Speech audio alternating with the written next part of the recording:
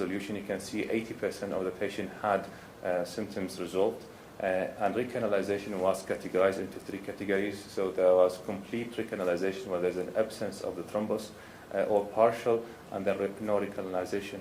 And you can see from the data, half of the patient had complete recanalization, and a third of them had partial recanalization of the portal mesenteric vein. When we looked at the complications, we categorized them into major and minor.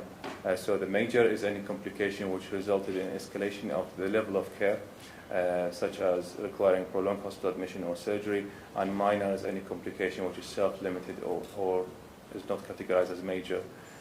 So only 3 patients had major complication. One of them had subcapsular hematoma, which is related to the TIPS insertion, and the other had neck hematoma as well. The third patient had superior mesenteric vein perforation, which required surgery. So those are the 3 patients who had major complications.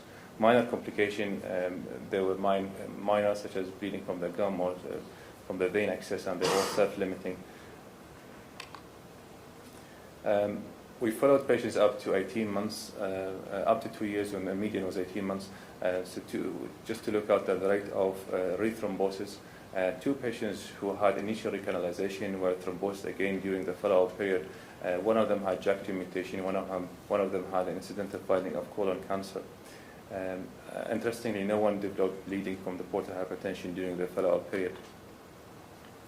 So I'd like to conclude that from the data, I understand it's a small sample. However, the reality is the underlying condition is not that common. But despite that, this is the largest cohort of patients with acute portal mesenteric thrombosis treated with thrombolysis. We can see it's effective, especially in high-risk people where there's an evidence of lack of response to anticoagulation. It's relatively safe, and there's a protocol developed in Royal Free Hospital, and hopefully will be validated in further studies and will be used in many centers. Thank you.